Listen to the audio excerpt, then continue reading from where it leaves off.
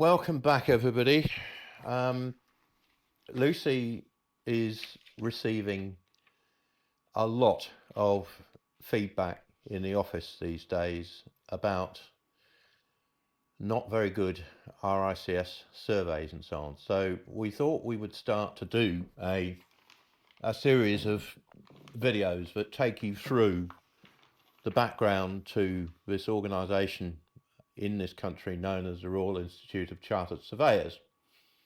And let's just expose a little bit about the organisation, how it operates, and answer some of the questions that people ask us. Things like, why would I use a RICS surveyor? And do you do what they do? Or how do your surveys compare with their surveys? So without further ado, we're going to have a look at RICS and what it is. And the most important thing to look at, I guess, is the name. It's the Royal Institute of Chartered Surveyors. Well, okay, so what actually makes them any different to our little company?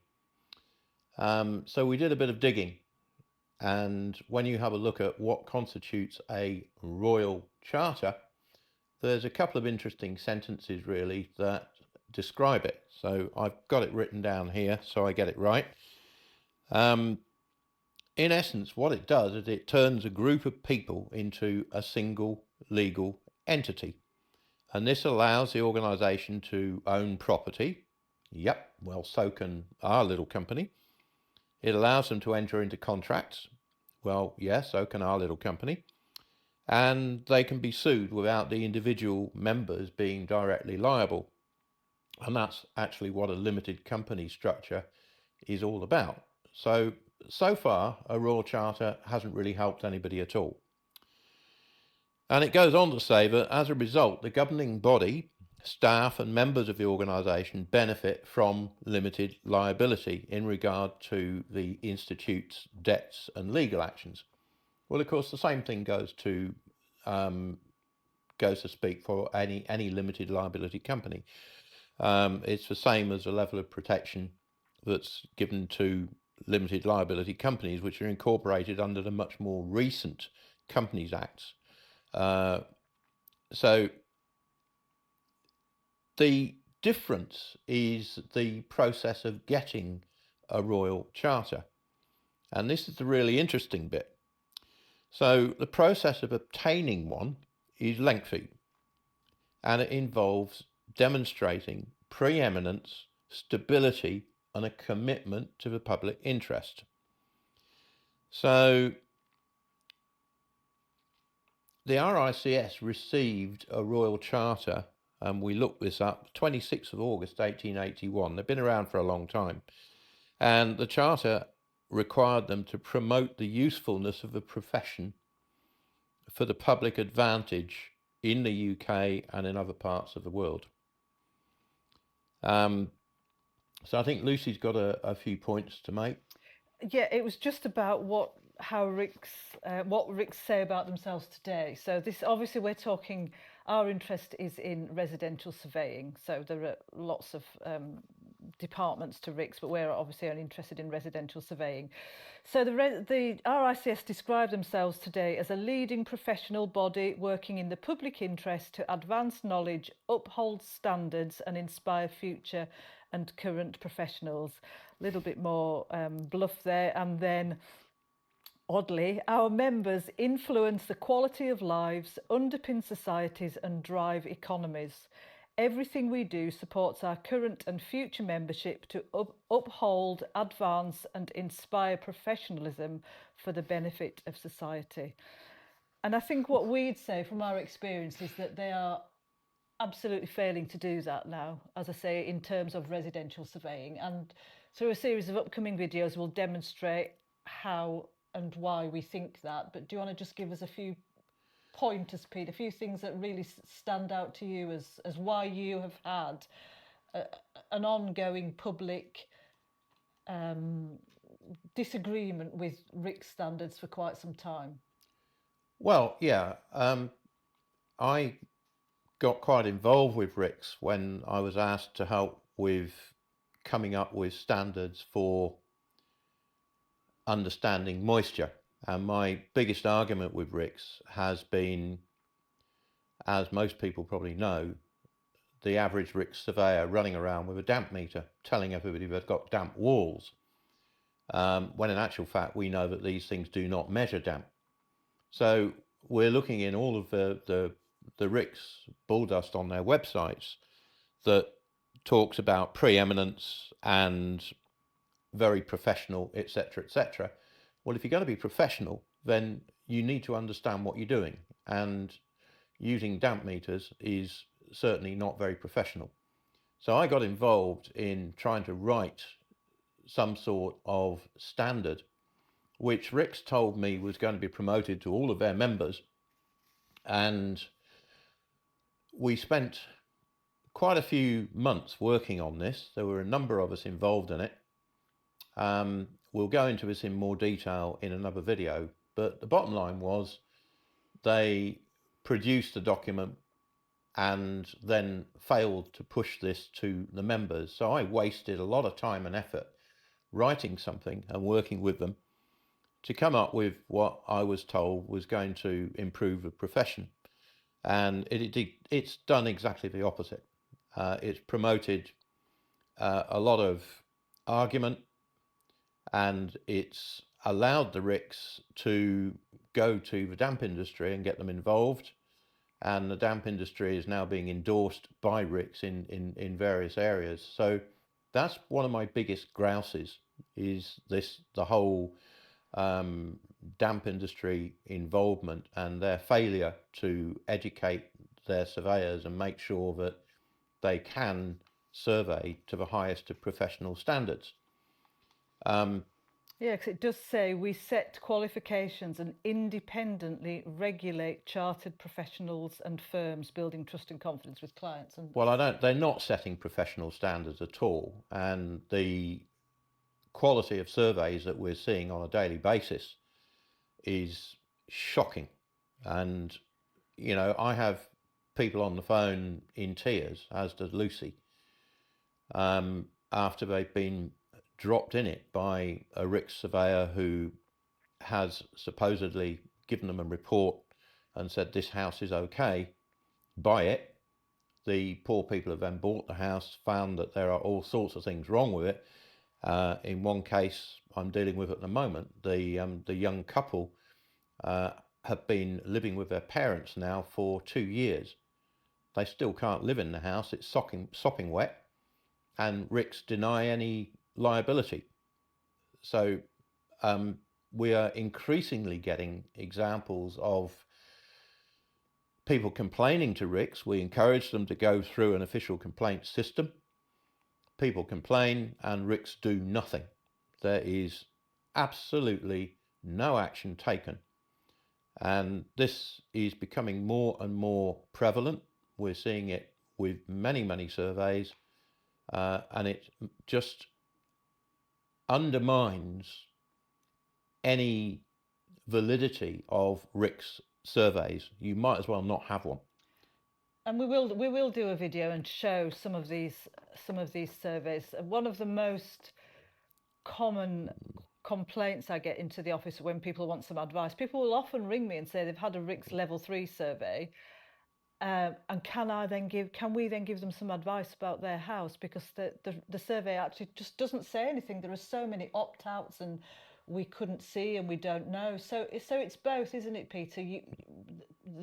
The example you just gave, where the surveyor had failed to identify defects within the property, but what we also get is where they perhaps will identify something that it actually isn't there, and that's usually the case with damp, isn't it? They'll go around with the damp meter, and this causes problems for the vendor and for the purchaser. They will go around with a damp meter and say, yes, you've got some damp, you need to get a damp survey in. Yeah, we're going to cover this in more detail in other videos. What we're doing, I think, in this little thing is just to introduce RICS and its background, and we'll come back to the damp stuff in a further video. The other thing that annoys me, Lucy asked me about this, is just to take this a bit further. I mean, I pulled this off Wikipedia, but it's interesting that it's now well known that RICS management is a complete mess. And as Lucy said, this so-called preeminent professional organisation is anything but. And this is direct from Wikipedia, and it's backed up with all sorts of references. In September 2021, an independent review exposed poor governance practices at the highest levels of the RICS organisation, prompting the resignations of the president, the chief executive, the interim chair of the governing council, and the chair of their management board, in addition to the earlier resignation of the chief operating officer. Their report was labelled an appalling advert for our profession on the world stage. A subsequent review, published in June 22, demanded a transformation of the institution carried out at pace. On top of that, in March 2025, the president of RICS, Justin Sullivan, agreed to step aside, and that's in inverted commas, following criticism of his role as an expert witness in a legal case regarding a £32.5 million moth-infested mansion in London. Sullivan referred himself to the body's Standards and Regulatory Board, and the new bloke who's taking over in 2026 has now been made acting president, this Nick McLean bloke, who I don't know. So the organisation has publicly been shown effectively to be useless. So I think that's as far as I can take it. That's my view of the organisation. I've had over the last 3 or 4 years a quite unpleasant involvement with them, which we're going to do a separate video about, which they've used as a means of trying to trash my name, and it's not going to work, and we will do that video. But it has exposed the fact that RICS is a somewhat underhand, unpleasant organisation when it comes to anybody that dares to criticise it, and I'm one of the few that does. And clearly they're not achieving very much in criticising me. I went in there with the moisture methodology to try and help them, and got a bit of a slap in the face when they refused to make it a mandatory requirement. So let's leave it there, but I think we've introduced it a little bit now. Yeah, I mean, just to further add, that for me in the office receiving calls, that it's the problem very much is about the standards.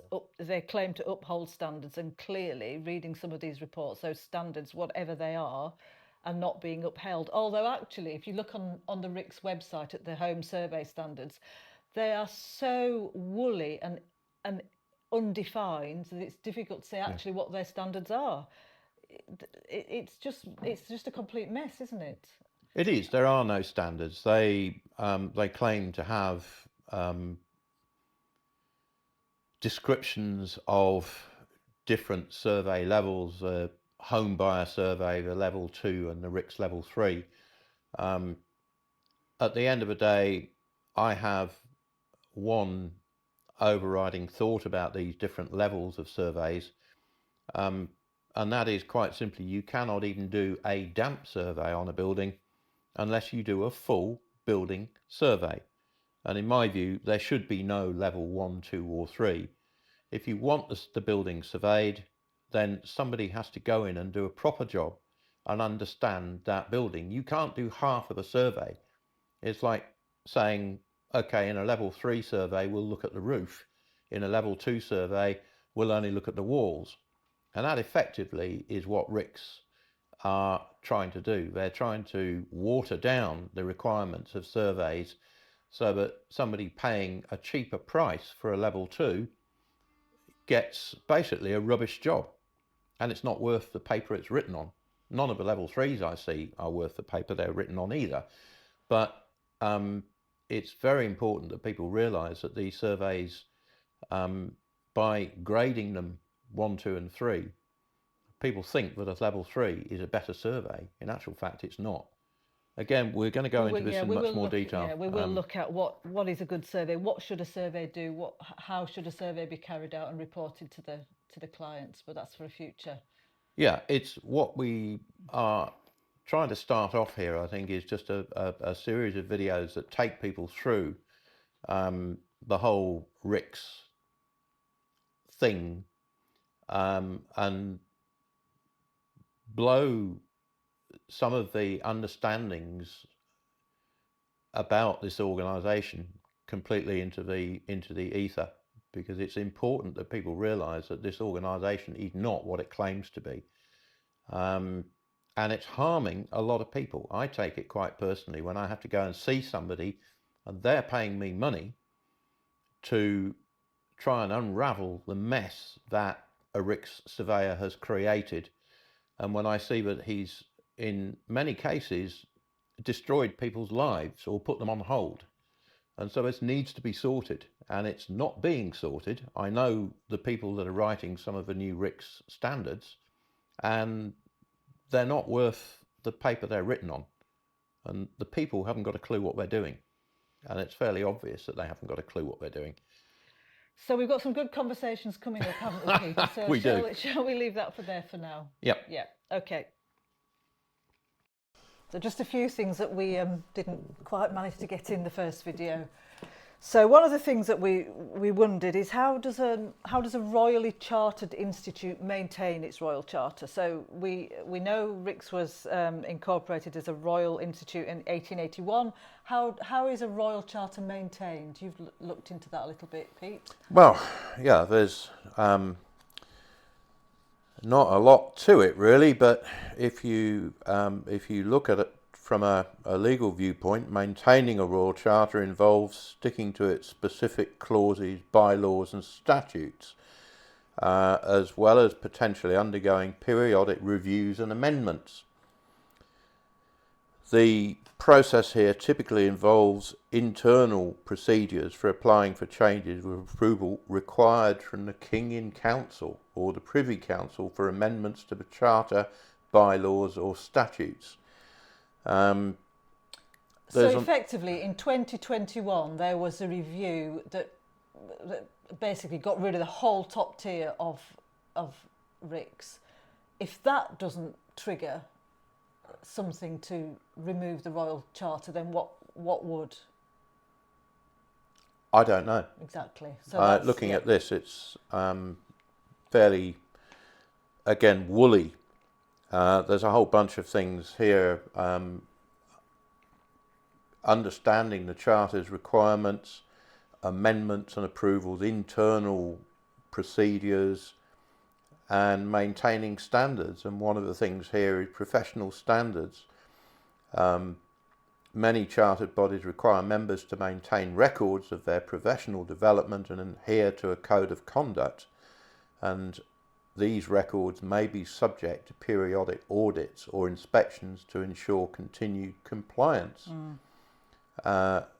Chartered bodies may require members to participate in CPD activities to maintain their status, but which they do. But we'll look into their standards in future videos. But they do have CPD requirements, which we think fall very short. But I mean, the 2022 review demanded a transformation at pace. By 2025, the president was resigning because he was incompetent. So clearly it was not at pace. no. And Pete used the word woolly there. That's a word that will pop up a lot in future videos because we do find a lot of the RICS wording to be very unclear and woolly. Another thing that we wanted to just flag was that people often say to us on social media, particularly LinkedIn, well, not all, Peter always having a go at RICS surveyors, we're not all bad. And our argument is none of them should be bad, should they? If they've got a royal charter, people go to the RICS because they believe they are going to the best of the best. There are some statutory bodies and institutions that will only engage the services of a surveyor if they are members of RICS. And again, that's No, then they're absolutely not all bad. We know some very good RICS Yeah. surveyors, don't we, Peter? But our point is that they should all uphold very, very high standards, and they don't, as we will And demonstrate. what I complain about sometimes too, to these particular people who are good surveyors, and I have said to them repeatedly, why do you guys not spend more time attacking or pushing RICS to improve? And it's the good surveyors need to be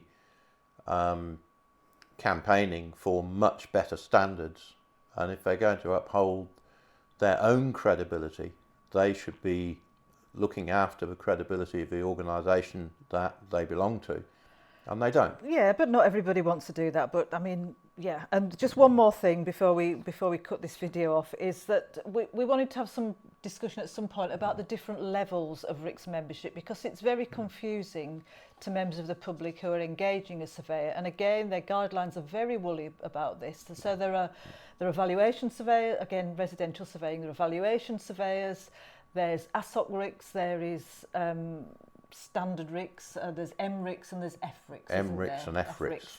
And we do find instances where somebody who is a valuation surveyor has gone and done a building survey on an older property, an old timber frame property in one instance. So we found that there's a little bit of a lack of clarity around that, Pete, don't we? So we're going to have a look at that as well in future videos and see just kind of what's going on there and how the public can choose a surveyor.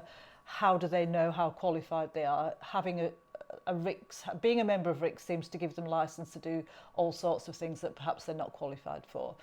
Yeah. So we do rant quite a lot about RICS, don't we? So we will do a little bit of ranting in future videos, but that's it for now. Oh, we need to address specific things though. These are questions that we're asked on a daily basis, and I think it's important that we really dig into this because RICS is providing zero clarity. They don't want to tell people that their surveyors are no good, and they will continue to woolify, and I use this word woolly a lot because everything that comes out of RICS is woolly and grey. There is nothing specific, and because there is nothing specific, they know they can't get hauled up over the coals about anything. And if you are going to offer services to the public saying that you can survey a building, I think there need to be some pretty solid guidelines as to what sort of standard that survey should be. But we'll look into that. We Yeah. will look into that, yeah. Yeah. Otherwise, as I say, we could just sit here and rant all day.